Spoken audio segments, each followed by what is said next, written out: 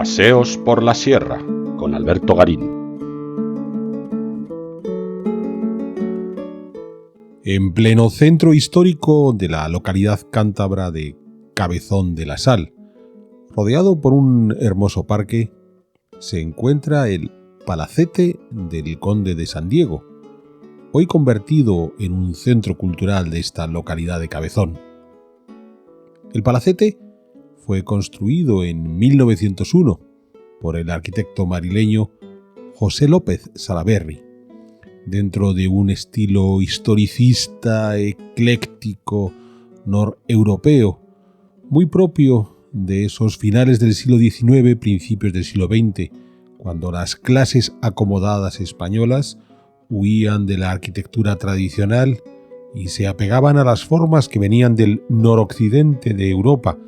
considerando que esa era una forma de enaltecer su prestigio. Porque este palacete fue construido para Eugenio Gutiérrez González, quien ejercía por entonces de ginecólogo de la Casa Real y terminaría por ser el médico que ayudó a la esposa del rey Alfonso XIII, a Eugenia de Battenberg, a traer a la vida a sus diferentes hijos. Es más, por estos servicios que el doctor Gutiérrez González le dio al rey, el rey le nombró conde de San Diego. Si recorremos el interior del edificio, insisto, hoy convertido en un centro cultural, en la parte inferior con una cafetería y espacio de usos múltiples, en el piso superior una rica biblioteca sobre temas cántabros, estamos ante este tipo de arquitectura propia de estos palacetes. En este caso, dado que estamos en Cantabria, todo articulado en torno a un vestíbulo interior que da acceso tanto a las diferentes estancias del piso inferior como a la gran escalinata que conduce hacia los dormitorios que estaban en el piso superior. En torno a este cuerpo central se colocaban otra serie de módulos donde iban los espacios auxiliares de cocinas, vivienda para el servicio y demás. Por cierto, en el piso inferior tenemos dos retratos de los reyes, de Alfonso XIII y de su esposa, Eugenia de Battenberg, que estos ofrecieron al conde de San Diego, uno más de los muchos regalos que le hicieron. Insistíamos, al interior del edificio subimos al piso superior, donde está esa biblioteca interesantísima de temas cántabros, todo ornamentado con las soluciones decorativas propias de la época, por ejemplo, el uso muy interesante de las cristaleras, tanto en las puertas como para iluminar ese gran vestíbulo central, o el rico trabajo de madera, pero siempre mirando hacia Europa en ese empecinamiento por no querer estos nobles de finales del XIX y comienzos del XX de seguir apegado a las fórmulas propias de las tradiciones, en este caso cántabras. Esa especie de complejo que estas clases pudientes españolas tenían en esos momentos de la Restauración de querer mostrar que estaban a la vanguardia del país, sencillamente porque se empecinaban en imitar esas modas del noroccidente de Europa, de modo que la escalera que estamos viendo aquí podría pertenecer perfectamente a una vivienda construida en los Países Bajos, en Alemania o en Inglaterra, y de esa manera ese marchamo de ser algo foráneo parecía que enaltecía la figura, en este caso, de la familia del doctor Gutiérrez González. Lo llamativo está en que la familia, en cualquier caso, ya sus nietos en 1981, entregaron el inmueble al Ayuntamiento de Cabezón de la Sal, que desde entonces se ha preocupado por su correcto mantenimiento, algo que es fácil de ver, puesto que tanto en ese recorrido interno que acabamos de realizar, como si visitamos el conjunto del palacete al exterior, vemos que ha habido un empecinamiento por parte del ayuntamiento de conservarlo dentro de las soluciones arquitectónicas con las que fue construido en 1901, donde de nuevo es claramente visible toda la deuda que el arquitecto López Salaberry tenía con la arquitectura del noroccidente de Europa que querían imitar dentro de ese empecinamiento por asociar prestigio y lo que viene de fuera, lo que es foráneo. Algo muy interesante porque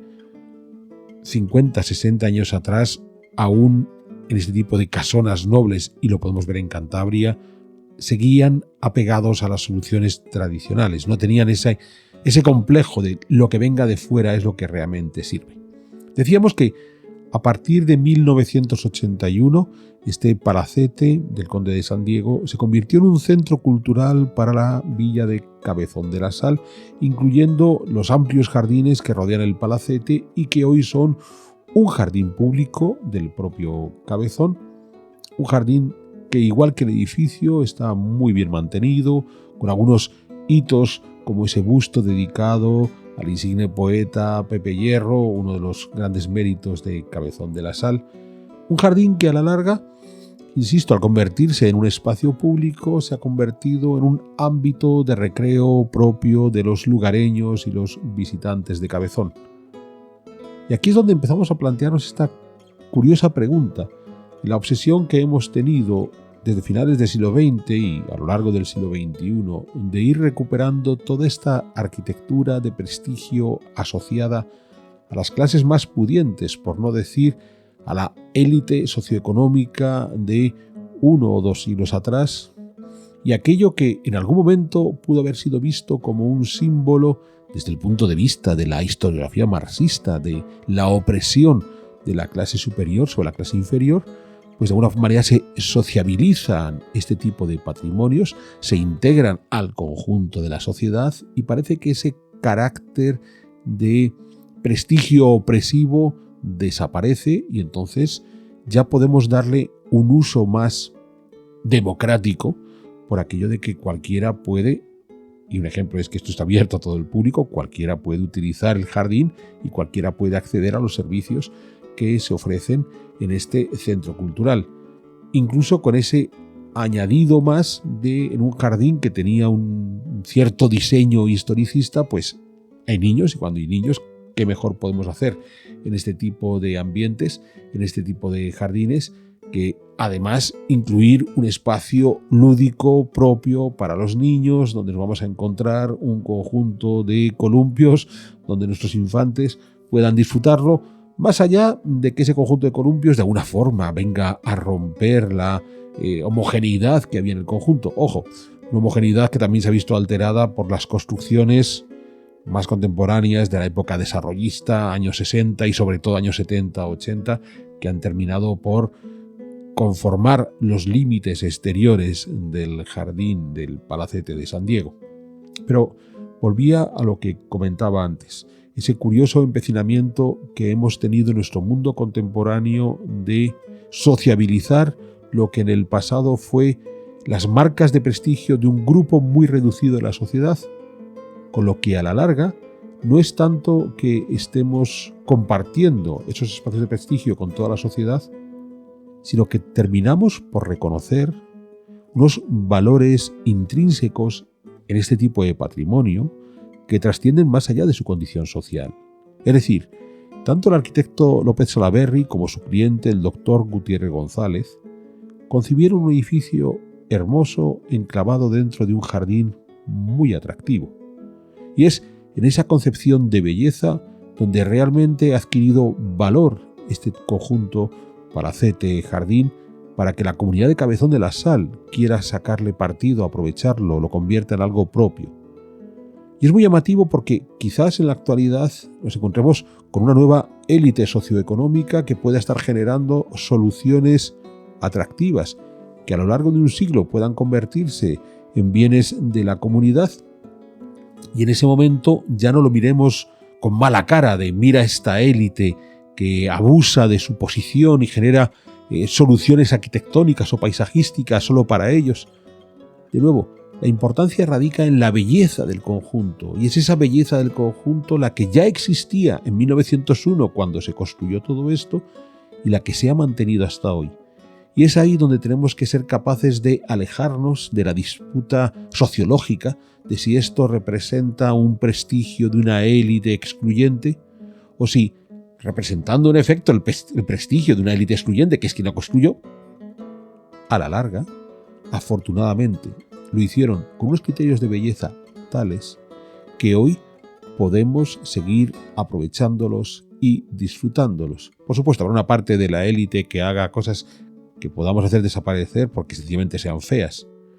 Pero es ahí, en ese debate entre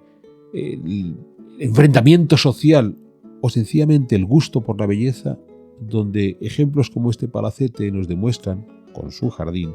cómo al final el criterio que termina por imponerse es el de la belleza.